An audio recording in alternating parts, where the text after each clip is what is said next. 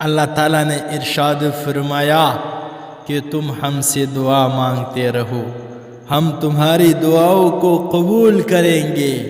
دیکھو اللہ تعالیٰ کے سوا ایسا کون ہے کہ جب تم میں سے کوئی آدمی تکلیف میں بے چین ہو کر دعا مانگے تو اس کی تکلیف کو دور کر دے۔ یعنی اللہ تعالیٰ کے سوا کوئی ایسا نہیں کہ تمہاری مصیبت کو دور کرے۔ تو داتا ہے کہ دینے کے لیے، در تیرے رحمت کے ہر دم ہے کھلے۔ تیرے در پہ ہاتھ پھیلاتا ہے جو، پا ہی لیتا ہے وہ ہر مقصود کو۔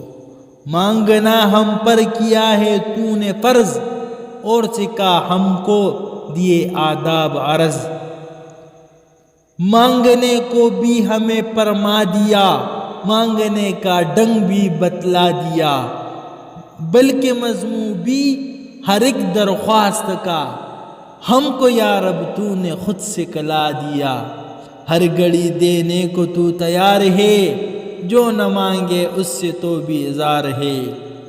تجھ سے بڑا کر دینے والا کون ہے، مانگنے والوں کا داتا کون ہے۔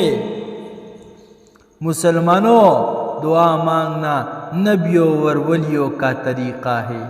ہمارے نبی حضور صلی اللہ علیہ وسلم نے فرمایا کہ دعا مانگنا عبادت کا سر اور مغز ہے، اور مسلمانوں کا ہتھیار اور دین کا ستون ہے، اور آسمان اور زمین کا نور ہے۔ تم لوگ دعا مانگنے میں کمی نہ کیا کرو، کیونکہ دعا مانگتے ہوئے کوئی برباد نہیں ہوتا، اور دعا مانگنے والے کو 3 چیزوں میں سے ایک چیز ضرور مل جاتی ہے۔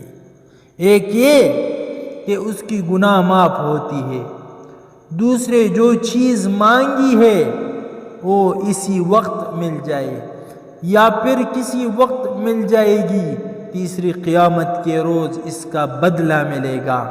لکھا ہے کہ قیامت کے روز اللہ تعالیٰ بعض بندوں کو بے حد نعمت عطا فرمائے گا۔ وہ بندے کہیں گے اے پروردگار، یہ بے شمار نعمتیں ہم کو کس عمل کے بدلے میں دیے ہیں؟ ارشاد ہوگا کہ یہ نعمتیں تمہارے ان دعاؤں کا بدلہ ہے کہ جن کو ہم نے تمہارے ہی فائدے کے لیے دنیا میں قبول نہیں کیا تھا۔